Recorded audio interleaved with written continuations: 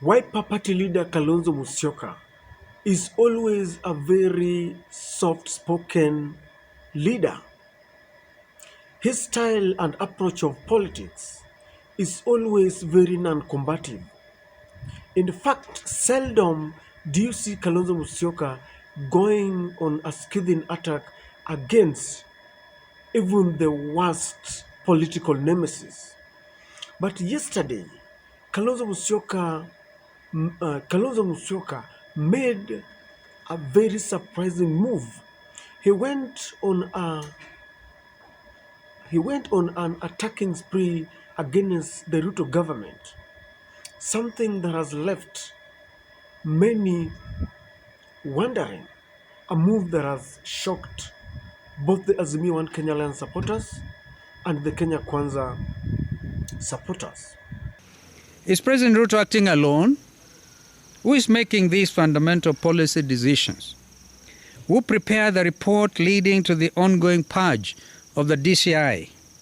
Who decided that we can manufacture fertilizers jointly with a neighboring country or to build dams on a PPP basis? Ruto appears to be shifting fundamental decision-making from the government to himself and perhaps partially to his party. We fear that these events are early insight into the intentions of Kenya Kwanza leadership and administration and the future direction of the regime.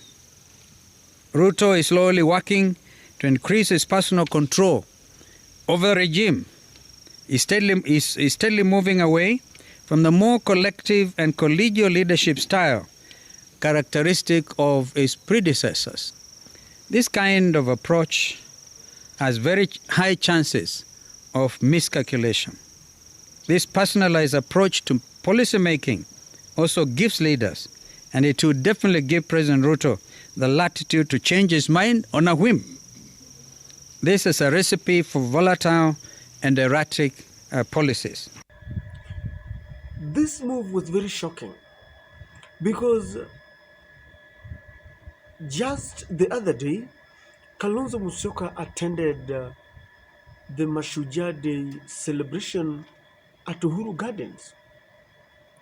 This move was criticized by many of his supporters because Kalonzo Musyoka is one of the principals in Azimio and Kenya Alliance, and the position of Azimio has always been that they do not recognize the legitimacy of President William Samoei Ruto and Rigathi Gachagua.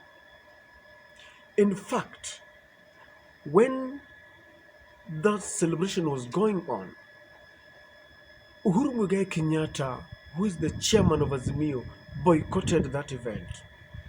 Raila Amolo Odinga was outside the country in a move that is obviously seen as meant to boycott. And Martha Karua, who was the running mate to Raila Amolo Odinga in Azimio coalition, shocked the whole world when she had an interview with the BBC, and she said that she does not recognize the presidency of William Samoei Ruto. A couple of months, obviously, after a very tightly contested election, have you finally accepted President William Ruto as the President of the Republic of Kenya? The law accepts him, not me. And one of the biggest story today is the return of lawyer Miguna, who was deported 4 years ago, and this was all to do with the swearing in of Raila Odinga, who was your running mate. Yeah. And so, ladies and gentlemen, politics is a dirty game and nothing happens by chance.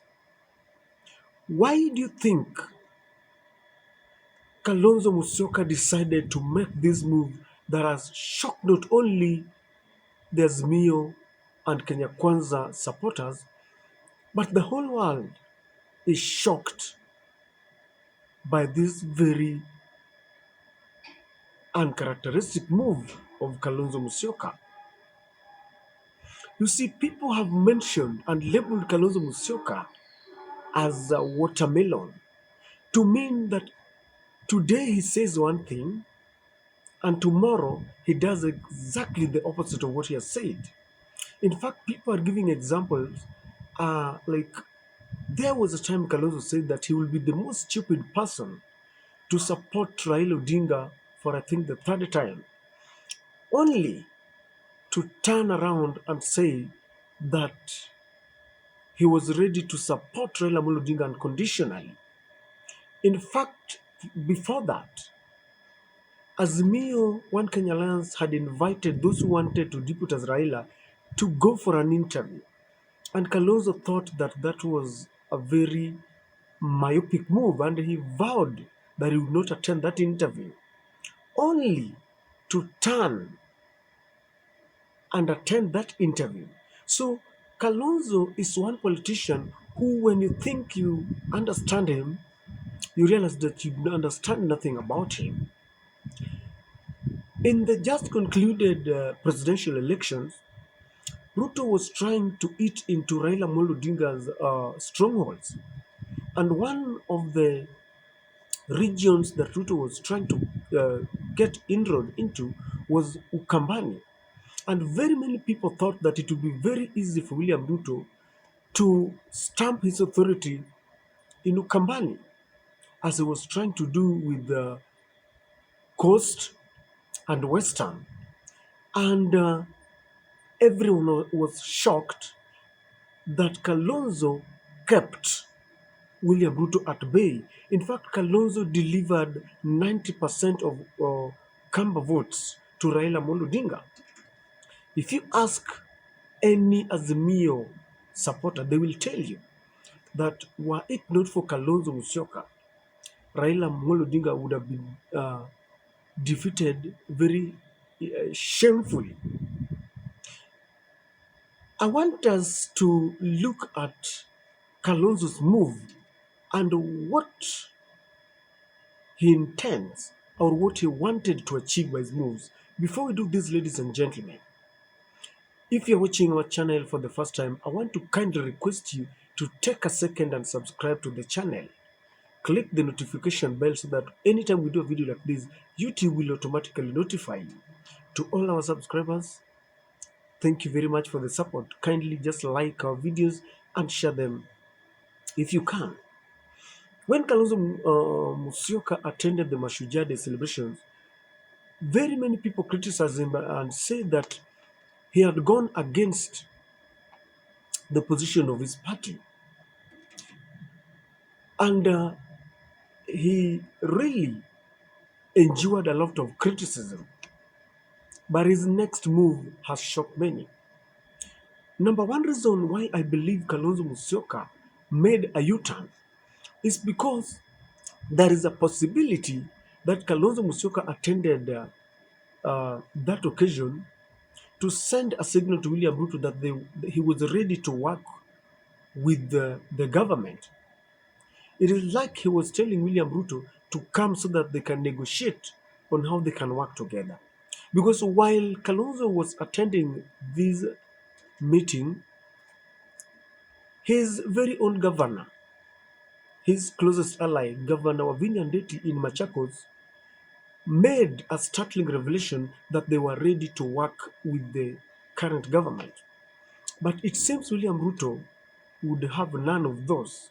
William Ruto and Rigathi Gachagua decided to ignore Kalonzo Musyoka. And so it seems that after Kalonzo realized that his moves to endear himself to the government failed, he decided now to take a stand to show William Ruto that he is not a pushover. It could be a move just to redeem himself after what someone might see as a political slip.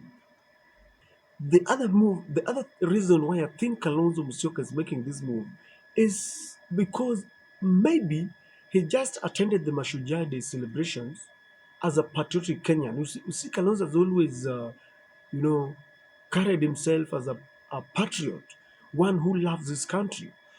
On the day that people are celebrating the Mashujaa Day, Raila was outside the country, and I think so is Mother Karua. So Kalonzo could have just been bored and he decided, let me just go. I have every right as any other Kenya to attend the celebrations. But this move was misinterpreted by the Kenya Kwanza fraternity, who thought he was looking for a job. It was also misinterpreted by the One Kenya Alliance, by the Azimio One Kenya Alliance, who thought that Kalonzo was betraying the position of the party. And so Kalonzo has decided to clear the air just to show them that I am still in the opposition, ready to criticize the government, ready to serve this country. And it could be the reason why he decided to criticize the government and talk the way he was talking. The other reason why I believe Kalonzo Musyoka made an about turn could be that someone, either Raila Odinga or the former president Uhuru Kenyatta, called him for a meeting or just gave him a phone call. Kalonzo is one person who likes giving mixed signals. Before he supported Raila for the third time, he actually made it very clear that he was not going to do it. And sources have it that it took the intervention of his friend Uhuru Kenyatta, who persuaded him to support Raila. It seems to me that when Kalonzo showed signs of wavering, the Azimio One Kenya fraternity decided to give him a call. It could be Ezekiel Mutua, Z. Alfred Mutua,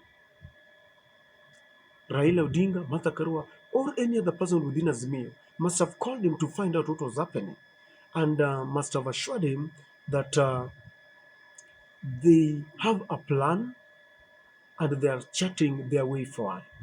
I want to believe, or I tend to think, that sometimes when you realize that you are losing a sense of direction, you need to make certain moves so that the people around you can come and just ask you what is happening. And I believe his move shocked people like Raila. And so they decided to just ask him, man, what are you doing? And maybe after a short chat, after a short meeting either with Uhuru, he decided, okay, let me pick it from where I left it. Because in the absence of Raila Odinga, Kalonzo Musyoka and Martha Karua are the ultimate opposition leaders. In fact, many feel that maybe Kalonzo was testing waters because there has been a lot of undertones on whether Raila Amolo Odinga is going to contest for the sixth time in 2027.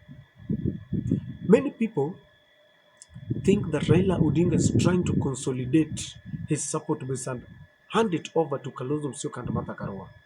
But the other day when Kalonzo saw Raila going back to the streets, he started with Jivanji when he was with the young politicians, people like Jalango, Babu Owino. Kalonzo might have thought that now Raila is trying to repackage himself for 2027. And so by going to Mashujaa Day on Uhuru grounds, it seems he was sending a signal just to find out whether Raila is seriously repackaging himself or trying to consolidate his support and hand over. And it seems like they told him, man, Raila Amolo Odinga is committed to handing over his support base to you. Kalonzo Musyoka was making this move to show Kenyans, to show the Azimio fraternity that I am ready to take over my role as the opposition. Because when Raila Amolo Odinga retires, very many people believe that Kalonzo will take over together with Martha Karua. And so it seems like he got some pieces of advice from a friend who told him, this move is going to take you to political limbo. Rise up and show Kenyans before it is late that you are ready to take over the mantle. Because with that slight move, very many people had rubbed him off. Very many people had thought that this is the real watermelon that we have known for long. But Kalonzo Musyoka has redeemed himself in this very shocking move, in a U-turn that has shocked everyone. And I think it is good news to Azimio supporters who now believe that when Raila comes back, together with Kalonzo Musyoka and Martha Karua, they are going to chart their way forward. They are going to package themselves better for 2027. I don't know what you think, but that is what I feel are the reasons why Kalonzo Musyoka gave us a surprise move. Ladies and gentlemen, if you're watching for the first time, again, I want to kindly request you to subscribe to the channel and click the notification bell. I need your comments on this. Please let me know what you think.